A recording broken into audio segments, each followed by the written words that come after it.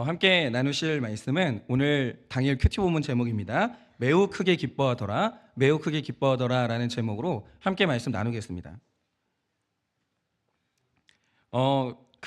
우리가 이제 교회를 다니다 보면 교회에는 이제 몇 가지 절기가 있습니다. 몇 가지 절기가 있는데 이제 제가 개인적으로 생각할 때 기독교 절기 중에서 가장 중요한 절기가 뭐냐라고 하면 저는 그건 당연히 부활절이라고 생각을 합니다. 그러니까 예수님의 오심과 그분의 죽으심이 그 자체로 의미는 있어요. 그 자체는 의미가 있지만 그거는 사실 인간도 해요. 어떤 훌륭한 위인이 이 땅에 오죠. 그리고 그도 누군가를 위해서 희생함으로 죽을 수 있는 것이죠. 그래서 만약 예수님의 삶에 부활이라는 이 초자연적인 특이점이 없었다 그러면 예수님은 우리가 위인으로 칭송하는 마더 테레사나 슈바이처 박사와 전혀 다른 게 없는 분이에요. 그냥 위인이에요. 훌륭한 분이에요. 그냥 역사 속에서 굉장히 훌륭한 사람이 하나 나타나서 인류 역사에 아주 작은 파문 하나를 던지고 그렇게 간 거예요. 아주 작은 영향력을 미치고. 그런데 예수님이 죽음을 이기고 부활하시는 그 순간 그분의 탄생과 죽음은 아예 차원이 다른 전혀 다른 의미가 부여되는 거예요. 완전히 의미 자체가 변환이 되는 겁니다. 구원의 사건으로. 그래서 저는 이제 개인적으로 구속사 속에서는 부활절이 제일 중요한 날이라고 생각을 해요.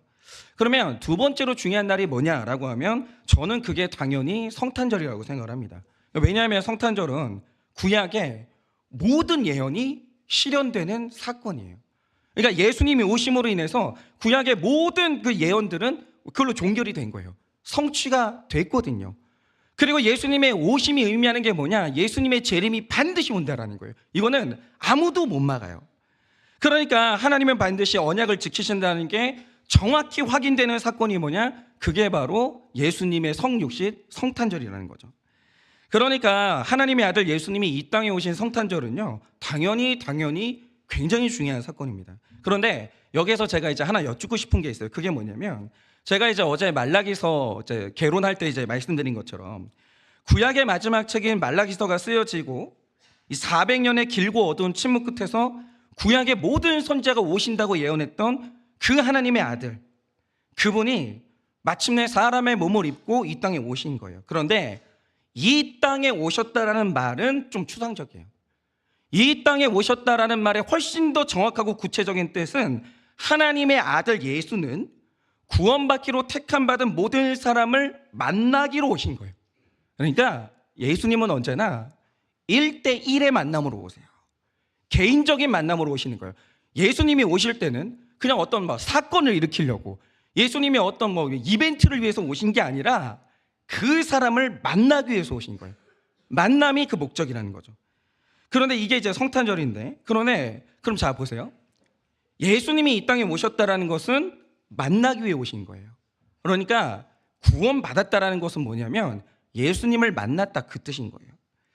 그러면 예수님을 만나는 이 성탄절에 여러분은 어떤 감정을 느끼세요? 이걸 다시 얘기하자면 예수님과의 만남에 대해서 여러분은 어떤 감정을 느끼십니까? 지금이야 이제 우리가 시국이 어려우니까 조금 덜 할 수도 있는데 예수님 믿는 사람 치고 성탄절 싫어하는 사람은 없어요.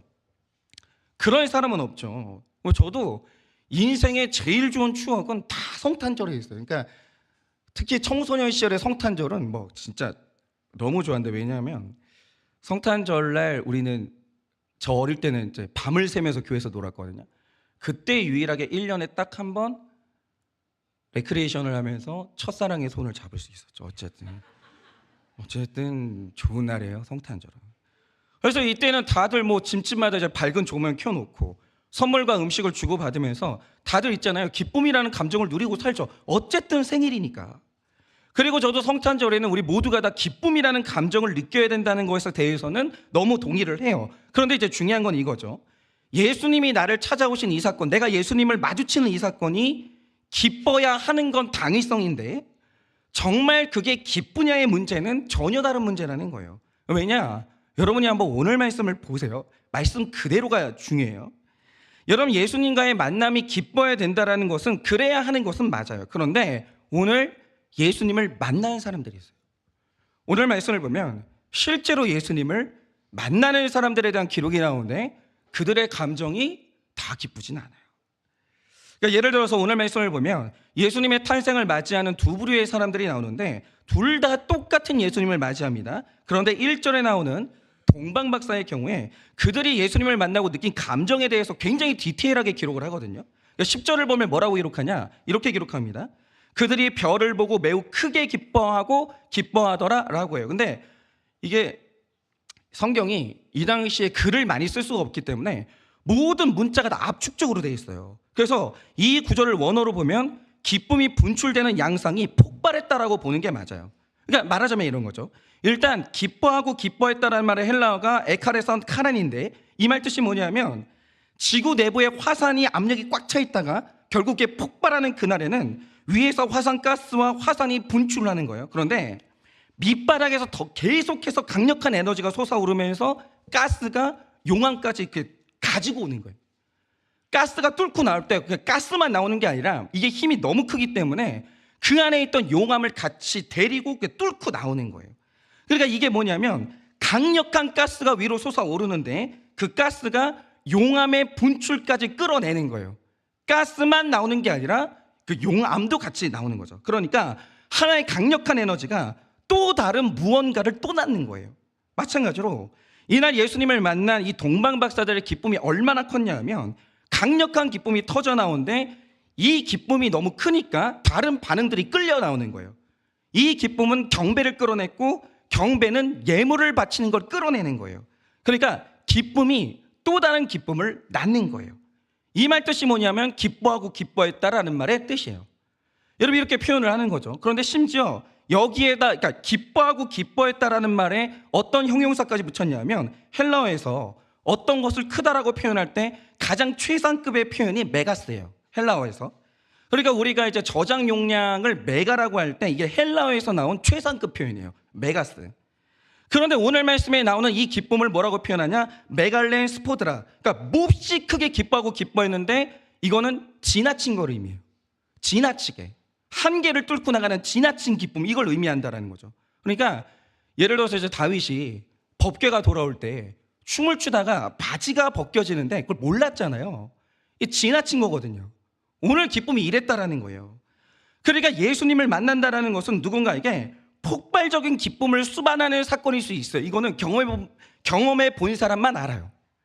이 폭발적인 기쁨은, 다시 태어나는 기쁨은, 이거는 내가 너무 기쁘기 때문에 다른 감정들과 다른 사역들과 수고와 사랑과 용서가 끌려 나오는 거예요. 이 기쁨은, 이거는 경험해 본 사람만 아는 거예요. 그런데 흥미로운 게 뭐냐면 오늘 말씀의 헤롯이 똑같은 예수님을 만나요. 그런데 이때도 격렬한 반응이 나타나요. 그런데 그 격렬한 반응이 뭐냐? 오늘 3절이 말하는 헤롯의 반응이 뭐냐면 온 예루살렘이 예수의 탄생을 들었는데 경배하고 기뻐한 게 아니라 소동했다, 이렇게 기록하고 있어요. 그런데 여러분이 한번 이 말씀을 생각을 해보세요. 지금 이 시점에서 예수님이 왔다는 소식은 헤롯이 들은 사건이지 온 예루살렘이 들은 사건이 아니에요. 그런데 왜 본문은 헤롯 왕과 온 예루살렘이 듣고 소동을 했다라고 하는가? 이 말 뜻이 뭐냐면 헤롯이 예수님의 탄생 소식을 듣는 순간 예루살렘을 뒤집어 놨다, 그 뜻이에요. 이 말 뜻이 뭐냐면 온 예루살렘을 다 뒤져서라도, 예루살렘의 모든 자원을 총동원해서라도 예수의 탄생을 막기로 결심했다, 이 뜻이에요. 그런데 헤롯은 실제로 그날 그렇게 했죠.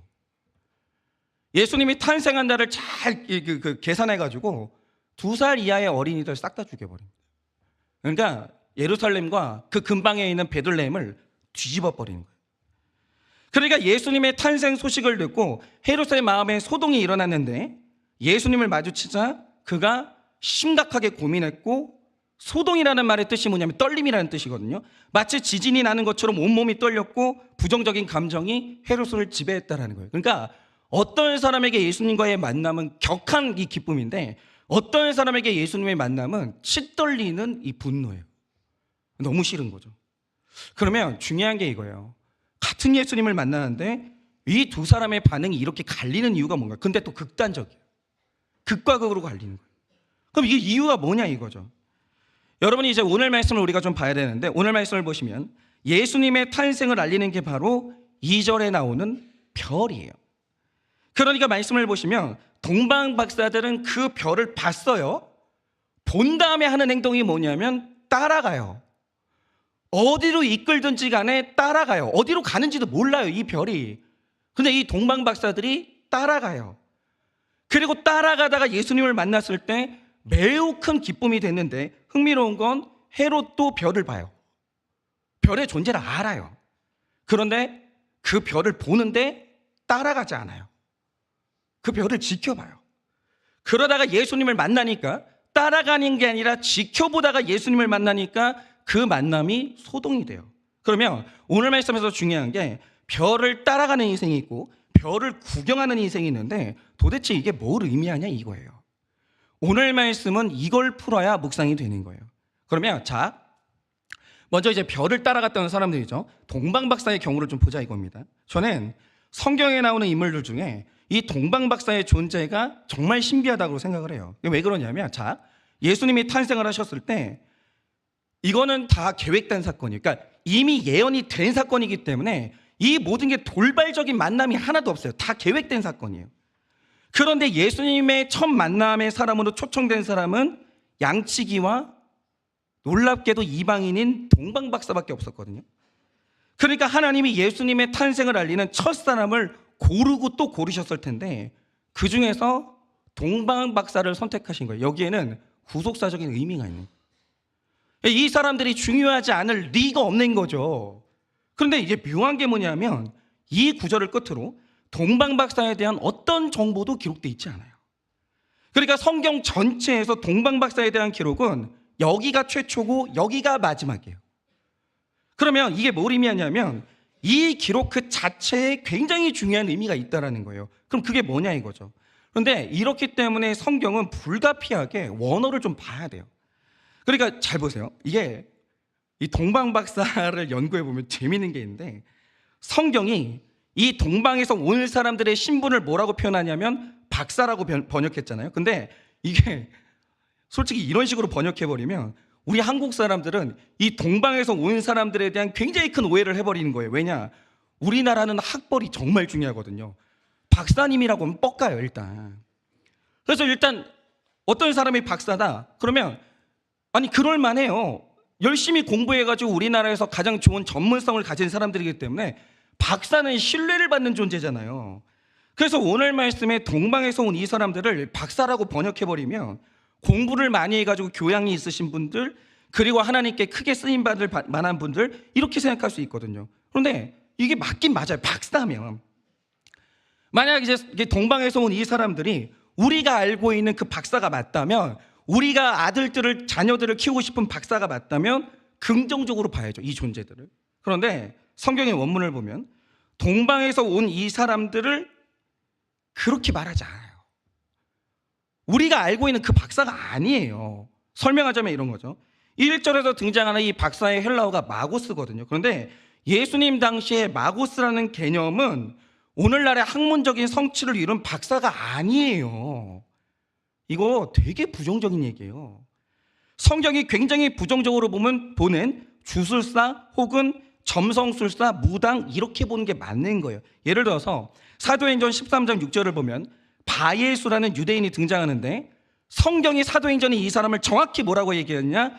거짓 선지자인 마술사였다, 이렇게 표현해요. 이게 다 부정적인 용어예요. 거짓 선지자인 마술사. 그러니까 율법에서, 지금은 아닌데 율법 시대가 아니니까, 예전에 율법에서 이런 마술사들은 이거는 유대인들이 용서를 안 하는 직업이었어요. 굉장히 부정적인 표현이에요. 이거 두 개 다 합쳐놓은 게 뭐냐? 거짓 선지자인 마술사예요. 그러나 이 바예수를 지칭하는 마술사의 헬라어가 뭐냐? 그게 바로 마고스예요.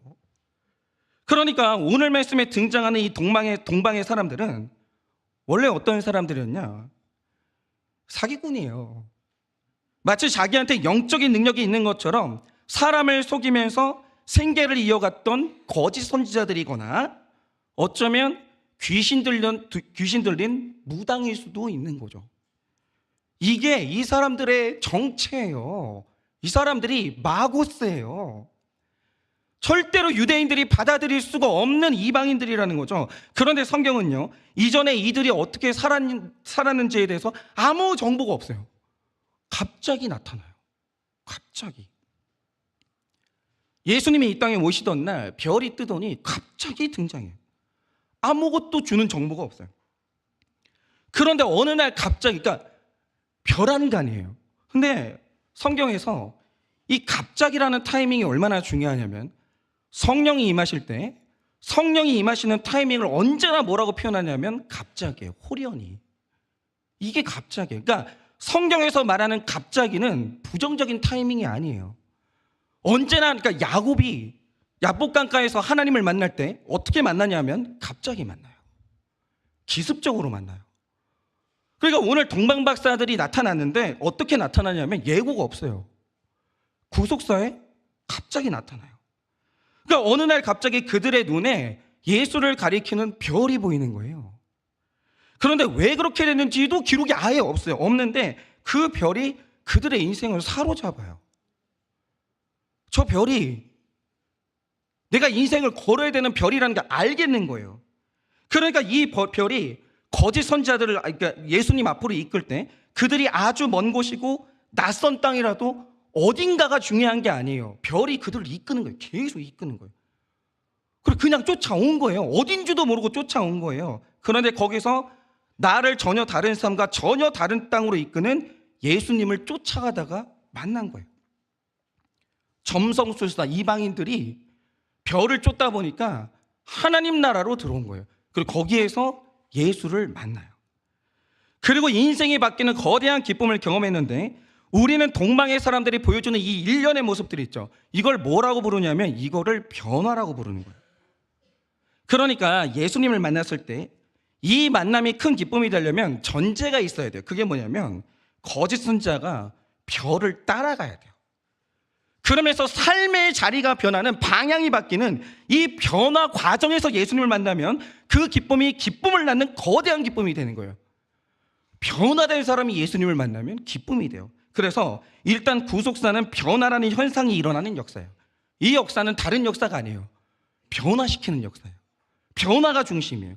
그래서 일단 성경의 언어를 봐도 그래요. 우리가 이제 구원받는 순간을 거듭남이라고 하잖아요. 거듭나지 않은 사람은 택자가 아니에요. 하나님 나라에 들어가려면 거듭나야 돼요. 그런데 이 거듭난다는 말의 헬라어가 팔린게네시아인데 이 말 뜻이 뭐냐? 전혀 다르게 재창조된다, 이 뜻이에요. 다시 말해 변화를 의미해요. 안 변하고 하나님 나라에 못 들어가요. 그러니까 변화라는 말이 구속사에서는 필수예요. 이건 선택사항이 아니에요. 하나님 나라에 들어가려면 거듭나야 되는데 거듭남의 본질이 뭐냐? 변화예요. 변화. 그러니까 하나님이 역사하시는 사람은 누구냐? 재창조의 힘을 가진 하나님을 만나 변화되는 사람이 그리스도인이에요. 삶의 자리가 바뀌고 가는 방향이 바뀌고 바라보는 게 바뀌고 변해야 돼요. 변하는 게 그리스도인이라는 거죠. 그리고 구속사의 역사는 사람이 변하는 역사예요. 다른 역사가 아니에요.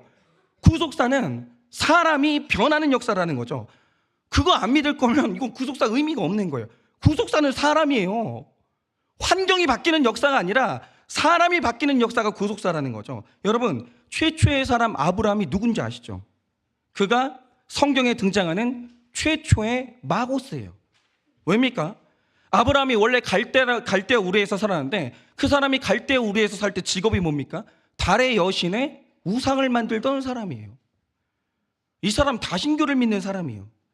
그런데 아브라함이 변하여 한 분 하나님을 믿는 사람으로 변하고 자기 아내를 팔아먹는 이 사람이 자기 아내만 사랑하는 신실한 남편으로 변하고 살인자 사울이 사람 살리는 바울로 변하고 가슴에 이 칼을 품고 다니던 이 베드로가 얼마나 잔인한 사람이냐면 그냥 막 휘두르다가 사람 귀를 잘라버리는 사람.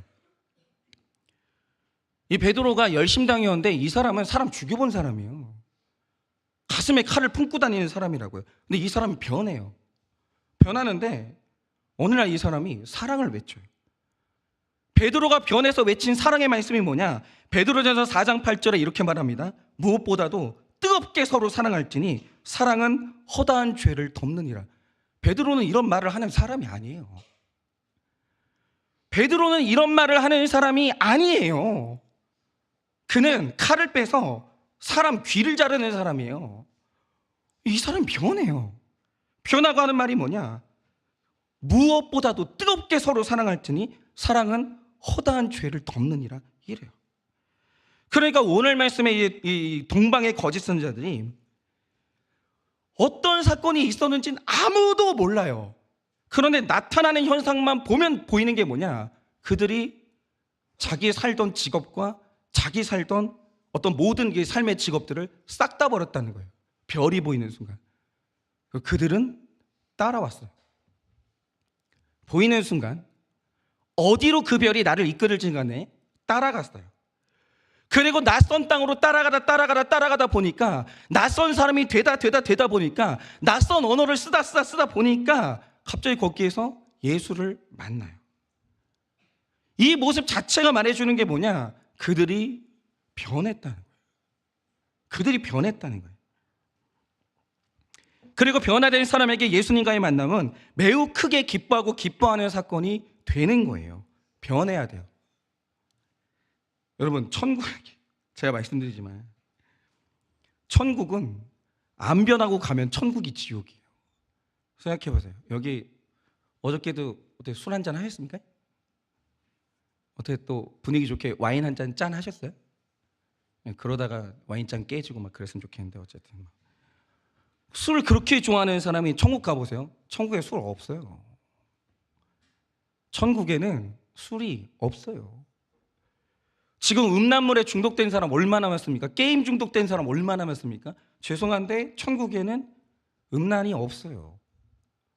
게임이 없어요. 그러므로 변화되지 않은 사람이 천국 가면 천국이 지옥인 거예요. 여러분, 사람이 예수님과의 만남이 기쁘려면 중요한 게 뭐냐면 변화돼야 돼요. 그래야 그 만남이 기쁜 거예요. 그런데 어떤 분들을 보면요, 예수를 믿으면서도 사람이 변한다는 걸 안 믿는 분들이 있어요. 그러면 왜 그분들이 사람이 변한다는 걸 안 믿어요? 그 본질이 뭐냐면 자기가 안 변해봤기 때문이에요. 그럼 못 믿어요. 내가 사람 미워하는데 그 미워하는 마음이 변화되는 걸 경험해 본 적이 없는 거예요. 동방의 사람들처럼 거짓말이 변화된 적이 없고 자기 욕심이 변화되고 자기 교만이 변화돼 본 적이 없으니까 사람이 변한다는 사실이 안 믿어지는 거예요. 내가 경험되잖아요. 다 믿어져요. 문제는 뭐냐? 내가 경험이 안 되니까 남의 변화도 믿지를 못하는 거예요. 그런데 사람의 변화를 믿는 사람이 있어요. 그게 누구냐? 예수 만나서 내가 변해본 사람은 사람을 변화시키는 예수님의 능력을 믿을 수밖에 없는 거예요. 내가 변해보면. 그러니까 저는 사람 변하는 걸 믿는 사람이, 그건 지금 제 믿음은 아무도 못 꺾어요. 저는 사람 변하는 걸 믿는 사람이에요. 그러니까 그거 못 믿으면 지금 한 사람 붙들고 씨름하는 이 사역은 못해요. 그러니까 예수를 따르라고 하면서 사람 변하는 걸 안 믿을 거면 솔직히 말해서 그건 위선이에요. 그러면 여러분, 왜 제가 사람이 변한다는 사실을 믿겠습니까? 제가 마고스거든요. 예전에 말씀 보면서 저는 믿는다는 말을 했어요. 근데 솔직히 말해서 믿는다는 말이 거짓말이었어요. 저는 입히시고 먹이시는 하나님 안 믿었습니다. 안 믿었기 때문에 하나님과 함께 돈 가지고 모험을 해본 적이 없어요. 제가 왜 해야 돼요? 내가 그 하나님을 실제로는 안 믿는데. 저는 모험 안 합니다. 아니 내가 뭐 애먼데 갔다가 내가 뭐 진짜 가난 때문에 고생하면 어쩌려고 내가 그 하나님을 따라가요. 근데 그래서 믿는다는 말이 솔직히 말해서 목사잖아요. 거짓말이었어요. 안 믿었어요, 저는. 그래서 성도님들을 만나면 사랑한다고 했는데 사실은 성도님들 중에 제 마음에 상처 준 사람 중에 제가 용서해 본 사람이 없어요. 나를 무시해? 나를 깔아뭉개? 제가 상처를 받고 이 상처를 풀어본 적이 없는 사람이에요. 그러니까 제가 지금은 완성형 A형이거든요. 그러니까 성화된 A형이라고 보시면 돼요. 그러니까 A형의 장점만 남고 단점은 다 사라졌어요. 근데 예전에는 완전 아버지 A형, 어머니 A형, 쌍둥이 동생 A형, 우리 형 A형 다 A형이에요. A형들의 특징이 뭐냐? 한 번 원한이 맺히면 안 풀어요. 그러니까 건드리지 마시라고 저를. 그래서 제가 성도님들을 만나면 사랑한다고 했는데 저는 한 번 나한테 상처 주는 사람한테 감정을 풀어본 적이 없는 사람이에요. 반드시 복수했어요. 반드시 복수했어요. 그럼 저는 입만 열면 거짓말을 했어요. 늘 이중 언어. 나의 말 그 자체가 진실이 아니라 여기에 뭔가를 담고 있는 거야. 언제나 의미를 담고 있는 거예요. 늘 이중 언어 쓰는 그 피곤한 인생 있잖아요. 목사님 식사하실래요? 아니요. 아니요가 아니요. 속으로는 주세요라고 하는데 제품이 좀 지켜주시면서 주시면 안 될까요? 맨날 이런 식으로 사는 거예요. 얼마나 피곤해요. 얼마나 피곤해요. 진실한 게 아무것도 없는 거예요. 늘 이중 언어. 제가 마고스예요. 전 거짓의 사람이에요. 그런데 이 모든 걸 숨기는 제가 제 죄를 고백하는 사람이 됐고 내 죄를 보니까 타인을 향한 정죄가 사라지는 거예요. 저는 진실을 말하는 게 두려운 사람이에요. 왜냐하면 저는 목회자 자녀이기 때문에 저희 아버지가 늘 말한 게 있어요. 목사는 보이면 안 돼. 목사는 들키면 안 돼. 있어도 숨겨야 돼. 그게 덕스러운 거야. 늘 이랬거든요. 제가 진실을 말하고 제가 제 죄를 말한다는 건 어마어마하게 두려운 사건이에요. 근데 하나님이 그거를 열어주신 거예요.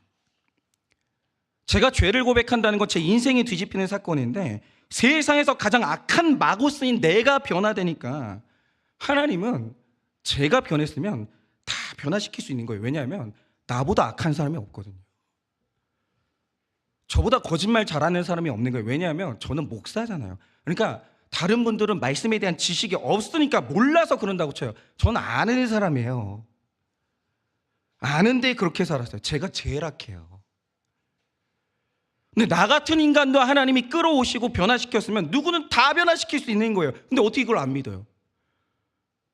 이 사람이 나보다 나은데, 이 사람이 나보다 훨씬 더 나은 죄인인데 왜 이 사람은 변화가 안 돼요? 내가 변화됐는데. 난 믿는다고요, 사람의 변화를. 그런데 하나님이 이끄시는 변화에 순종해서 그 변화를 따라가는 자는 반드시 매우 크게 기뻐하는 중에 예수님을 만나요. 그는 예수님을 만나요. 기쁨 중에. 안 그러는 사람이 없어요. 그런데 여러분, 왜 헤롯은 예수님과의 만남이 소동이 되는가? 여러분 한번 잘 생각을 해보세요. 오늘 말씀의 핵심은 변화예요. 변화를 따라가다 예수님을 만나면 그는 반드시 기뻐요. 근데 하나 여쭤볼게요. 변화가 뭐예요? 뭐가 변화예요? 변화라는 것은 뭐냐면 변화의 본질은 이별이에요. 언젠가 세상 모든 것과 이별해야만 하는 하나님의 지엄하신 뜻에 순종하고 그 뜻을 받아들이는 게 뭐냐? 그게 변화예요. 다시 말해 이별에 대한 순종이 변화라는 거죠. 그러니까 이런 거예요. 여러분, 유부남, 유부녀가 뭐예요? 뭐가 유부남이고 뭐가 유부녀예요? 그건 그냥 안 돼요. 여러분이 무슨 결혼식 하고 나서 무슨 서류에다 사인한다고 유부남, 유부녀가 되는 줄 아세요? 천만의 말씀이에요. 유부남, 유부녀는 서류의 문제가 아니에요. 마음의 문제예요. 이게 어떻게 되냐면 총각이었던 나, 처녀였던 나와 이별해야 돼요. 그래야 유부남, 유부녀가 되는 거예요. 이별해야 돼요, 총각, 처녀하고. 그러나 총각인 내가 아깝고 처녀인 나에 대한 미련이 남는 거예요. 여전히 다른 사람과의 만남에 대한 가능성을 열어놓고 싶고 다른 낯선 사람과의 만남에서 설레임을 느끼고 싶고 이게 너무 아깝고 내려놓는 게 이런 식으로 이전에 나와 이별이 안 되면 유부남, 유부녀 안 됩니다. 가정을 이루는 게 안 되는 거예요. 집중이 안 되는데 늘 있잖아요. 지나가는 남자가 의식이 되는 거예요. 지나가는 여자가 의식이 되는 거예요. 그런 사람이 어떻게 자기 남편, 자기 아내한테 집중이 되겠어요? 안 되는 거죠. 부부가 하나가 안 돼요. 그런 나와 이별해야 돼요. 그런 나와 이별해야 돼요. 그래야 부부는 하나가 되는 거죠. 그러면 엄마, 아빠는 어떻게 되는 거예요? 애 낳으면 엄마, 아빠 돼요? 천만의 말씀. 애 낳는데 아빠 아닌 사람이 있어요. 애가 낳았는데 엄마 아닌 사람 얼마나 많은 줄 몰라요. 아빠는 자기 자유랑 이별해야 돼요. 왜 그러면 안 돼요? 소중한 나의 아이가 태어났는데 왜 내가 이별하면 안 돼요? 나의 자유, 나의 이기심, 이것들과 이별해야 아빠 돼요. 그러니까 아빠 됐잖아요. 최소한 한 30년은 살았을 거 아니에요, 그죠? 30년 동안 놀았으면 그만 놀아도 돼요. 이제 아빠로 살면 되는 거예요. 아빠 얼마나 훌륭한지 몰라요. 게으른 나, 정욕을 탐하는 나, 맨날 혼자서 놀고 싶은 나, 남자들은 그거하고 이별해야 돼요. 제발 동굴로 들어가지 말아요. 뭘 그렇게 스트레스가 많다고. 혼자 맨날 동굴로 들어가가지고 TV 보고 있고 아빠 게임하니까 그냥 아빠 좀 내버려둬. 아빠는 그런 존재가 아니에요. 아빠는 나와야 돼요. 세상 밖으로 나와야 돼요. 아이의 고민을 들어주고, 아이에게 기준을 세워주고, 아이의 두려움을 이 아빠가 울타리가 되어주고, 이게 아빠인 거예요. 예전에 나와 이별해야 돼요. 여러분, 이전에 나와 이별하지 못하는 사람은 아버지 못 됩니다. 그런데 아버지가 아닌 사람이 아버지 대접받으려고 하는 거예요. 애가 버릇없잖아요. 어디 아버지한테? 자기가 옛날 그 총각하고 이별하지 못해서 아버지가 아닌데 아버지 대접은 또 받으려고 하는 거예요. 천만의 말씀. 그렇게 안 되는 거예요. 여러분, 이렇게 변화된다는 것은 뭐냐면 과거에 나와 창조적인 이별을 해야 되는 거예요. 아놀드 토인비가 한 말이잖아요. 과거에 나하고 창조적인 이별을 해야 되는 거예요. 그래야 내가 변화되는 거예요. 그럼 더 중요한 거, 여러분, 구원이 뭡니까? 구원의 본질은 이별이에요. 예수님이 하늘의 영광, 하늘 보좌와 이별하는 사건이 성탄절이에요. 그거 이별하지 못하는데 어떻게 땅으로 와요? 예수님이 영광하고 이별하지 못하면 비하가 안 되는 거예요. 사람이 못 되는 거예요. 이별이 성탄절이에요. 그리고 사랑했던 제자들과 이 결별하는 이별의 아픔을 겪어야 성령님이 우리 가운데 오시는 거죠. 그러니까 이 세상의 모든 성장과 모든 성숙과 모든 진보는 이별을 통과해야 그게 이루어지는 거예요. 사람은 그래야 변화돼요. 변화의 본질은 이별이에요. 그러니까 그 모든 고통스러운 이별을 받아들이는 게 이게 변화인데, 헤롯의 문제가 뭐냐? 오늘 말씀에 나오는 헤롯은 헤롯 대왕이라고 불리는 헤롯 가문의 조상이에요. 그런데 원래 이 사람은 이두메 사람인데, 다시 말해서 에돔 사람이기 때문에 이 사람은 이스라엘의 왕이 될 수가 없는 사람이에요. 근데 이 사람이 이 왕이라는 자리에 대해서 얼마나 집착했냐면 로마에 딱 붙어가지고 정치를 엄청 잘했기 때문에 로마가 미는 왕이 된 거예요. 그리고 이후로 사실 이 사람이 정통성이 없잖아요. 원래 유다 출신이 왕이 돼야 되는 거예요, 이스라엘 사람들은. 근데 유다 출신도 아니고 이스라엘 사람도 아니고, 아니 에서 집안의 사람이 왕이 된 거예요. 자기가 정통성이 없잖아요. 어마어마하게 집착해요. 열등감 때문에 자기 자리에 대해서 어마어마하게 집착을 해요. 그래서 나중에 편집증까지 들어가는데, 누가 자기 자리를 노린다고 생각되는 사람이 나타나면 싹 다 죽여요. 감옥에 안 보내요. 죽여요.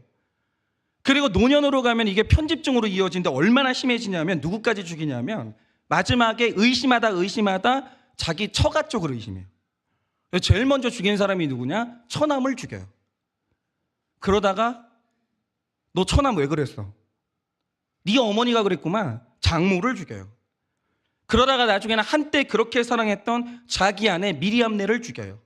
그런데 이들 어떤 진짜 역적 모의를 했냐고 하면 그런 적이 없어요. 근데 의심하다 어디까지 가냐면 처남, 장모, 아내까지 죽이는데, 이게 병인 이유가 뭐냐면 그래도 안심이 안 되니까 어디까지 죽이냐면, 왕위를 내가 지금 당장 쿠데타를 일으킬 수 있는 내 아들들 중에 그 정도 나이가 되는 애가 누구냐 보다가 첫째, 둘째, 셋째를 다 죽여요. 그러니까 이 권력은, 요거는 자식하고도 안 나누는 거예요. 첫째, 둘째, 셋째를 싹 다 죽여요.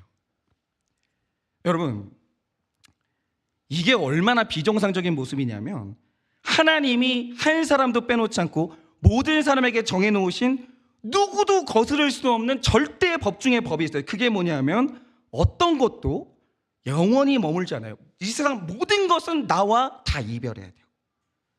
그건 하나님의 법이에요. 이별은 법이에요. 예를 들어서 제가 지금부터 슬슬 걱정되는 게 뭐냐면, 원롱 목사님 지금 나와 계시지만 제가 처음에 원롱 목사님 마음을 이해를 못했거든요. 근데 제가 지금 6년 동안 한일교회밖에 없거든요, 머릿속에.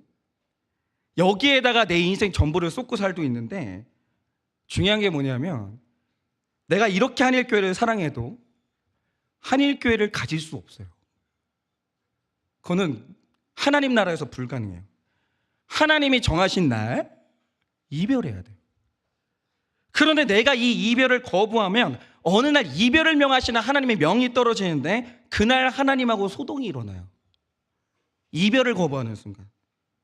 그러니까 하나님이 변화를 요구하시는데 내가 그 변화를 거부한다. 그럼 그 만남이 소동이 되는 거예요. 여러분, 물질도 마찬가지입니다.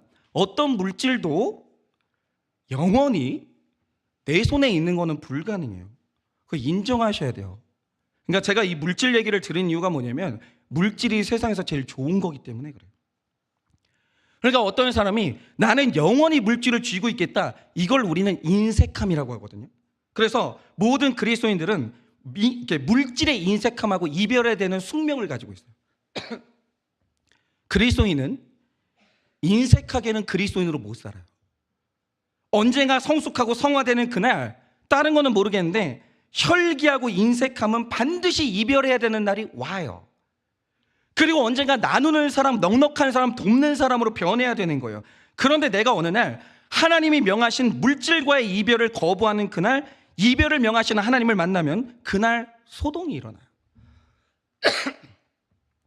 변화가 싫은 사람은 언젠가 하나님하고 만남이 소동이 될 수밖에 없는 거예요. 그러니까 헤롯도 보세요. 왕의 자리가 좋죠. 동의합니다. 그리고 그거 내려놓는 건 사람의 힘으로 안 되는 대단한 일이라는 것도 알아요. 너무 힘들죠. 그러나 내가 아무리 좋아서 집착을 해도 이별해야 된다는 사실은 아무도 못 막아요. 아니, 해골이 돼가지고 왕좌에 앉아 있을 거예요? 그거는 안 되는 거예요. 그러니까 세상 어떤 좋은 것도 이별을 해야 된다는 사실은 숙명인 거예요. 어쩔 수가 없는 거예요. 그러니까 저희 아내가 저한테 집착하거든요. 왜 그렇게 좋아하는지 모르겠어요. 좀 귀찮아요, 때로는. 좀 적당히 했으면 좋겠어요. 근데 어떡해요? 둘 중에 하나는 이별을 해야지. 우리가 서로 얘기하는 게 있어요. 그게 뭐냐면 가려면 빨리 가고 두 번째 기회를 위해서, 아니면 끝까지 쭉 같이 가다가 같이 죽든가. 네.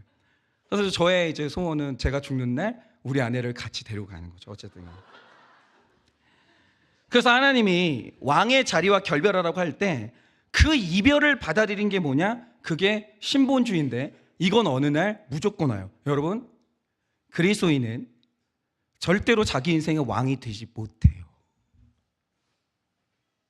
그거는 안 되는 거예요. 그러니까 어느 순간까지는 내 인생 내 마음대로 살 수 있잖아요. 근데 그리스도인은 내 인생을 내 마음대로 못 살아요. 왜 그러냐면 이 신본주의자가 된다는 것은 어느 날 내 인생의 왕이 바뀌는 순간이거든요. 어느 날 내 왕자와 이별해야 되는 날이 와요. 그런데 내 생각, 내 가치관, 내 고집을 꺾지 않고 내가 끝까지 내 인생의 왕이 되겠다고 하면서 그 이별을 거절하는 게 뭐냐? 그게 바로 인본주의고, 인본주의자는 하나님과의 만남이 늘 소동이에요. 늘 소동이에요. 예를 들면 이런 거 있죠. 신본주의자는 이혼하지 말라 그러면 아멘해요. 인본주의자는 이게 뭐라고? 이혼하지 말라고 하잖아요. 소동이에요. 신본주의자는 용서하라고 하잖아요. 아멘해요. 아프지만. 인본주의자는 용서하라고 하잖아요. 목사님이 살아봤어요? 목사님이 당해봤어요? 당신이 뭔데 나보고 용서하라고 하냐고 이러면서 모든 말씀에 소동이 일어나요. 모든 말씀에. 그 소동이 일어나는 이유가 뭐냐? 그게 힘들기 때문이 아니에요. 그가 인본주의자이기 때문에. 자기 인생의 왕이 되고자 하는 이 왕자를 사랑하는 그 이별을 받아들이지 못하기 때문이에요. 그래서 인본주의자는 인본주의자로 사는 한 변화 안 됩니다. 한번 해보세요. 인본주의자가 변하나? 안 됩니다. 사랑하는 여러분, 오늘은 성탄절이에요. 그럼 이날의 본질이 뭡니까? 일단 하나님이, 예수님이 자기 영광하고 이별하신 날이에요. 예수님이 흠도 티도 없는 그 아름다운 자기 형상하고 이별하신 날이에요. 그는 변화되신 날이에요. 그리고 우리 가운데 오신 거예요. 그리고 오늘 이 동방의 사람들이, 이 마고스들이 이 보여주는 모습이 뭡니까? 우리는 다 죄인인 마고스인데 이렇게 사는 우리에게 지난날의 삶과 결별하고 이별하고 내가 보여주는 그 별을 따라오라고. 여러분, 이 동방의 사람들이 가는 길이 어딘지 알아서 따라온 게 아니에요. 그 길이 쉬워서 따라온 게 아니라고요. 어느 날 그 별빛이 나를 사로잡은 거예요. 어디로 가는지도 몰랐어요. 그 결과가 어딘지도 몰랐어요. 따라가는 거예요. 근데 그 끝에서 예수님을 만나니 큰 기쁨의 기쁨으로 예수님을 만나는 거예요. 오늘 예수님이 왜 여러분에게 변화를 요구하십니까? 너 지난날의 너와 이별해. 지난날의 너의 욕구와 이별해야 돼. 그 인색함, 그 혈기, 그 고집. 너 자신이 엄청 똑똑한 줄 알지? 너는 네가 되게 이성적인 줄 알지? 너는 현명한 줄 알지? 네 결정은 다 맞는 줄 알지? 아니야. 이별해. 그러면서 이별을 명하시고 나를 따라라고 하는 이유가 뭐냐면 예수님하고 기쁘게 만나자는 거예요. 사람은 변해야만 예수님과의 만남이 기쁨이 되는 거예요. 그런데 오늘 이 말씀이 왜 소동이 되고 이 고통이 됩니까? 나는 저 말씀을 못 받아들이겠는데. 나는 교회 올 때마다 나는 왜 이 메시지가 이렇게 내 마음에 부딪히고 힘들고 소동이 되는가? 이유가 뭐냐면 여러분 여전히 여러분 자신이 왕이 되고자 하는 그 욕구, 인본주의와 결별이 안 되는 거예요. 그러니 오늘 우리 다 예수님 만나야 돼요. 이거는 안 만나실 거예요? 만나야 될 거 아니에요. 오늘 예수님과 만나기 전에 해야 될 게 있어요. 그게 뭐냐면 이별하셔야 돼요. 이별하셔야 돼요. 제가 이 한일교회 오는 이 발걸음이 매일 아침마다 기쁨이 되는 이유가 뭐냐면 그날 하루 내가 느낄 모든 인간적인 감정들과 다 결별하기 때문에 자유를 누리고 싶고 나도 한 번쯤은 하루쯤은 고민하기 싫고 여러분한테는 오늘이 말씀 듣는 날이죠. 저는 설교하는 날이에요.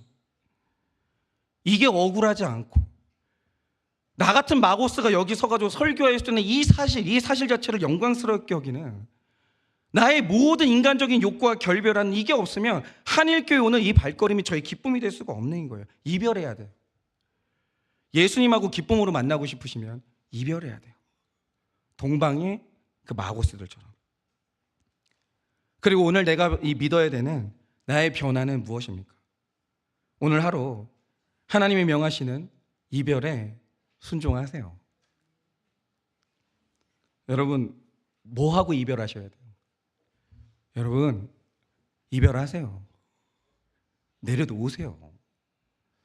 그리고 예수님하고 만나세요. 그래서 변화를 받아 오늘 이 성탄의 아침이 큰 기쁨의 날이 되는 여러분의 하루 되시기를 예수님의 이름으로 축원합니다.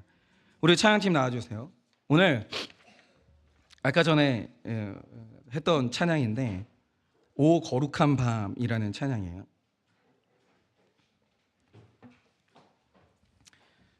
오늘은 성탄절이니까 적용 질문이 없어요. 여러분의 머리를 어지럽게 하고 싶지 않아요. 성탄절이 오늘 하루는 고민 좀 안 해야 되지 않아요? 네, 오늘 우리 다 같이 오 거룩한 밤 우리 찬양하려고 하는데 그 밤에 예수님이 찾아왔다는 이 소식이 들린 그 밤에 헤롯은 그 밤이 공포의 밤이었고 동방의 박사들한테는 이 밤이 너무 아름답고 좋은 밤이었어요. 여러분의 어젯밤은 어땠습니까? 여러분의 어제 저녁은 어떠셨습니까? 그리고 여러분의 이 말씀이 들려지는 오늘 여러분의 마음은 어떠십니까? 이 시간에 우리 다 같이 별을 따라가기를 원합니다. 별을 구경하지 마시고 별을 따라가세요. 그래서 우리 다 같이 마음의 변화를 받고 삶의 변화를 받아 오늘 예수님과의 만남이 기쁨이 되는 정말 기가 막힌 성탄절이 되기를 한번 바라봅니다.